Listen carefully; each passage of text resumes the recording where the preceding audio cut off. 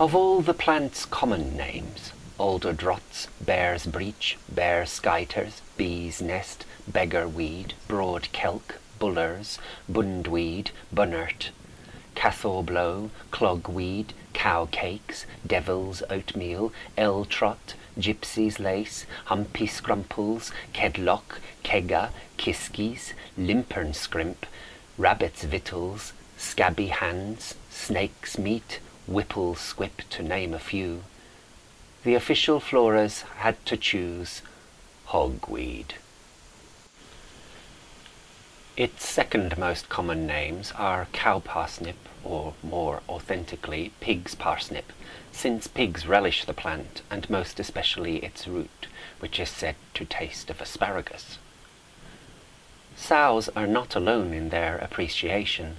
An entire mini ecosystem depends upon it for food and shelter.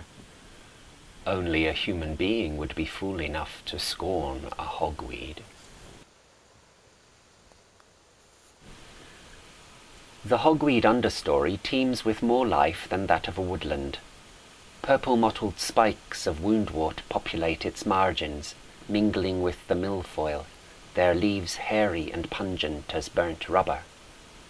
The flowers flare, brazen as orchids, and dance about their stems in rings. Sawflies retire from the heat under the shade of the leaves of buttercups. Brambles unfold their blooms like crinkled paper. White campions and tassel-seeded nettles jostle for space, and in places where the hogweed has not grown, there are temporary campion forests, wind-shaken and sun-splashed, punctuated with grass inflorescences. There are red campions too, and powder-pink hybrids nodding in the shadows amongst the cleavers. By summer, the cowslips are making seeds, and the campion leaves are mined by caterpillars, safe under skins of epidermis. Bumblebees helmet themselves with the flowers of white archangels and fly off, pollen-pated.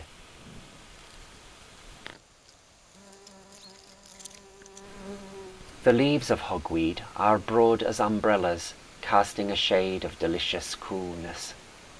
Its stems are tall, hollow and bristled, ridged and stringy as celery, each a pillar supporting a canopy as complex as the fan vaults of a decorated cathedral. Denizens of the hogweed underworld live out their minutes in a green half-light, occasionally pierced by snail-searing rays of sun, where some caterpillar has grazed a hole to let them in. Some of these creatures come here only to rest in comparative safety.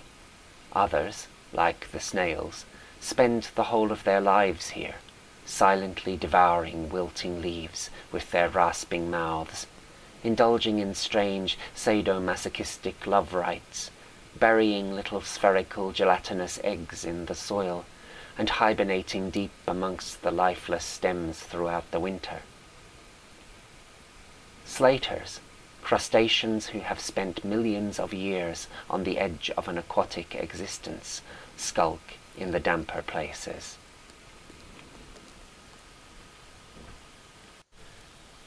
Flies come down, as if to drink the shade, some dumpy, their legs scrunched underneath them like stunted stilts. Others, like the mottle-winged, slow-moving platystoma, coloured for a crepuscular existence lasting 12 hours every day. She sucks the goodness out of decaying insects. Scorpion flies skulk in the interstices between layered leaves, folding their magpie-coloured wings, their long beaks giving them parsimonious expressions. Pursued, they slide into the shadows and reappear elsewhere, unwilling to fly for very long. They too thrive on decay.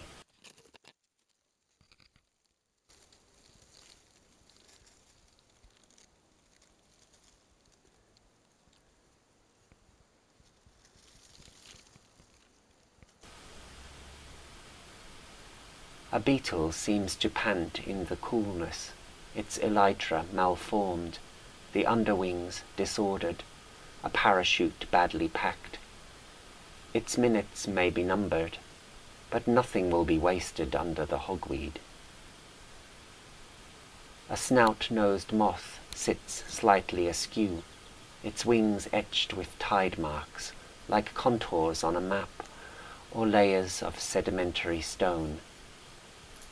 Approach too close, and it abandons pretense, flits a while, then drops willy-nilly as a dead leaf, waits and hopes.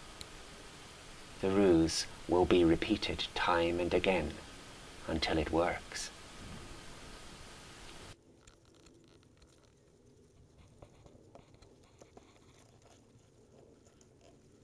Hidden dangers lurk in the understory. Agelina labyrinthica has crafted a white dew-spangled vortex out of threads drawn from the plump lozenge of her abdomen. She lurks at the nadir of her spun funnel, one leg stretched to assess vibrations in the silk. Let your shadow cross her, and she darts back into her anteroom. But walk away a moment, and hunger will bring her out again. Her crystal castle is strung with hidden snares, lines of silk taut enough to trip a grasshopper's leg. Tiny insects cavort on leaf surfaces, only inches from the tripwires.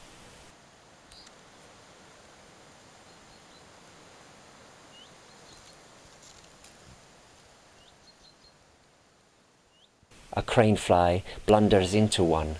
The 6 spindly, jointed legs do all they can to become the more entangled.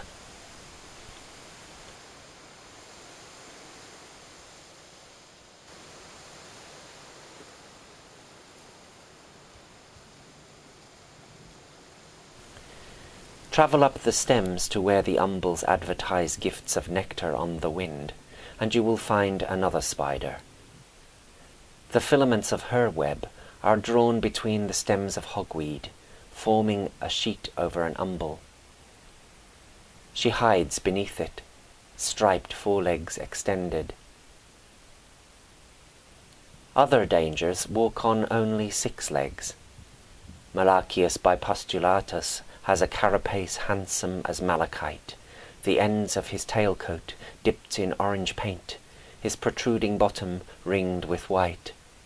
He has all the appearance of a dandy, but is a predator at heart, whose jaws are a giveaway.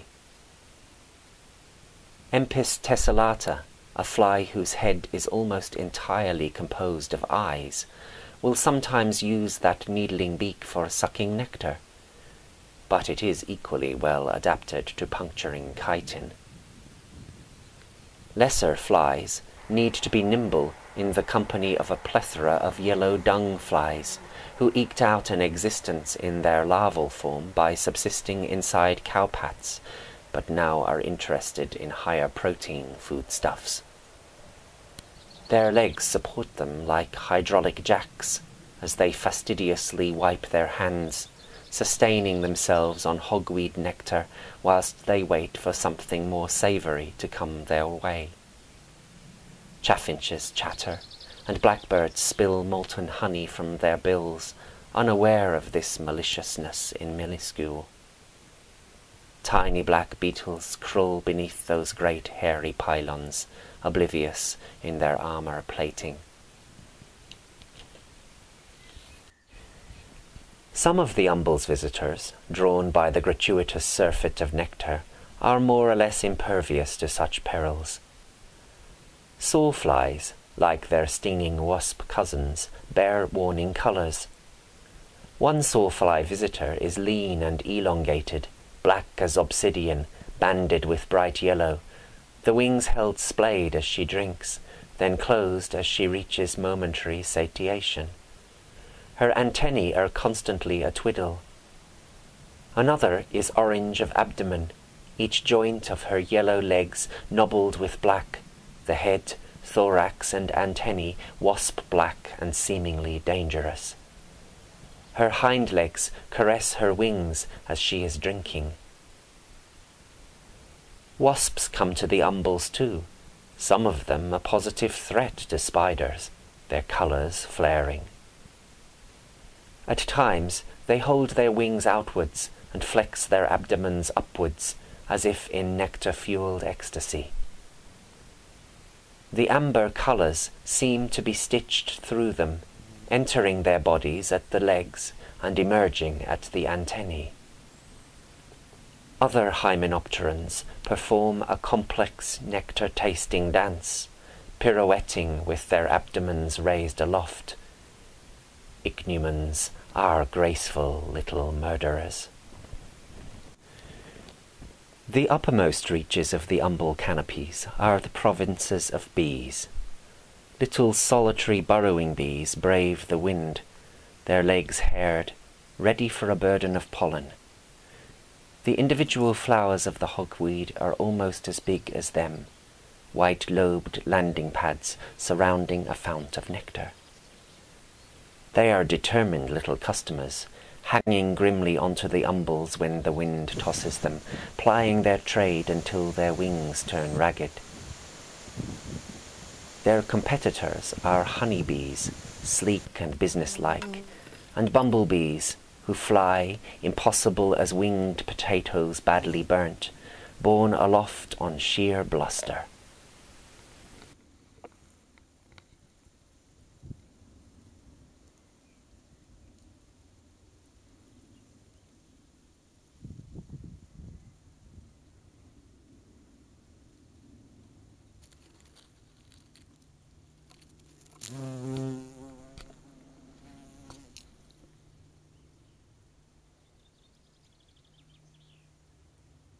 One bee can cause a whole umbel to bend to her weight. Tiny beetles scurry for cover or drop off the umbel entirely in their panic.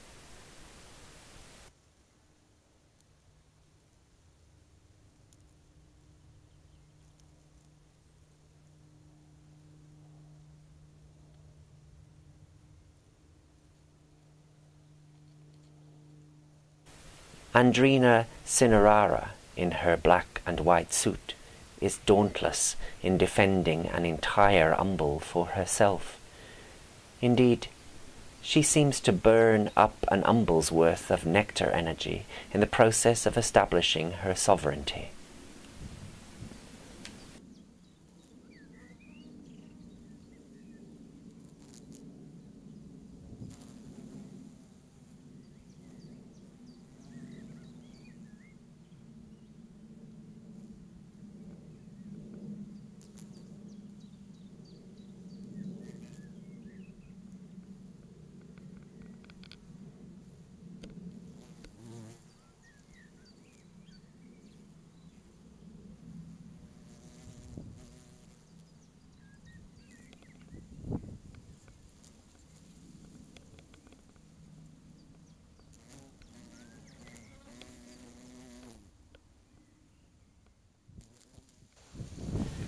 Because bees are equipped with stings, the harmless hoverflies imitate them.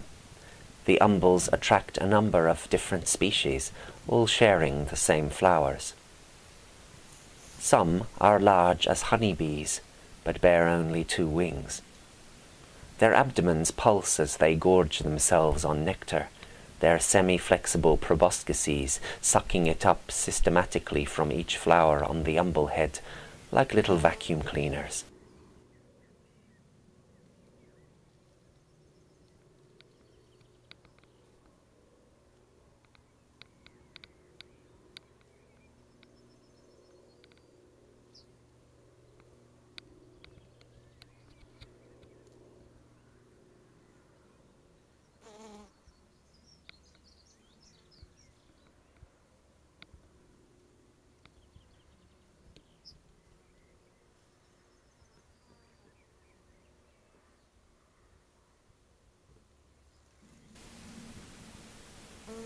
Eristalis arbostorum is medium-sized, and no match for a honeybee.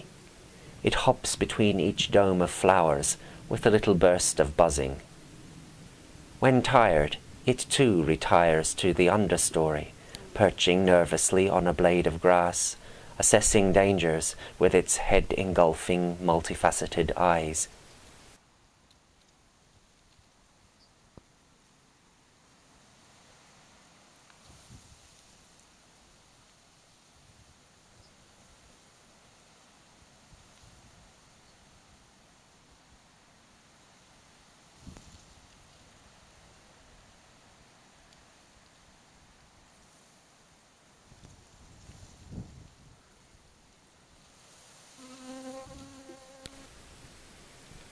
Even greenbottles, who spend most of their time seeking out carrion and dung, cannot resist the gift of sugar, and other flies come in still more surprising colours. Spotted crane flies do not drink much, but when they wish to imbibe, the hogweed provides their beverage of choice. Their legs, impossibly twiggy and long, splay haphazardly across the flowers as the crane flies bend to drink, their tiny feelers twitching with excitement. Each crane fly has a pair of little club-shaped stabilizers at the base of its thorax. Its wings blow suddenly vertical when the wind catches them.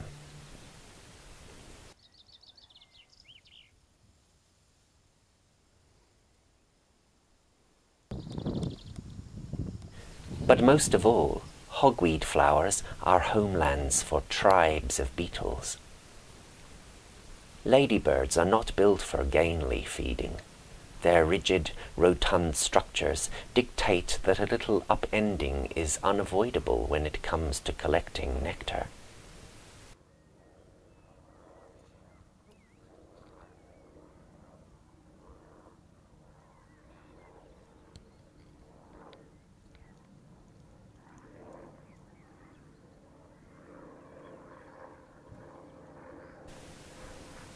Some umbels play host to hordes of tinier beetles, to whom the nectaries must seem as wide as lakes. Chafers chew the flowers with a lazy iridescence.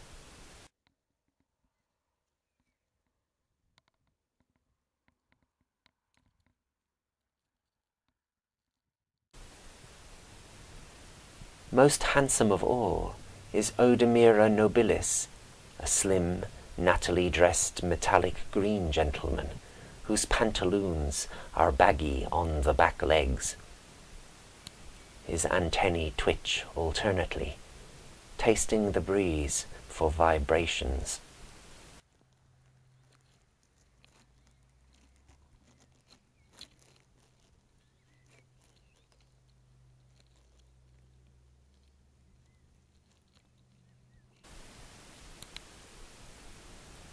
There are myriad other reasons not to scorn the hogweed. One of them escaped me almost as soon as I saw him, a lean, black, long-horned beetle, dressed like an undertaker, who bowed once and took his leave, flying away in an instant with a flick of opened elytra. Perhaps I will see him again on my next visit.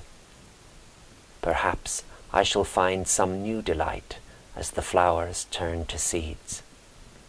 More than likely, some other stranger will emerge over the brink of a lobe-petaled dome as I approach it, and he too will take fright, and his undulating flight will draw me on.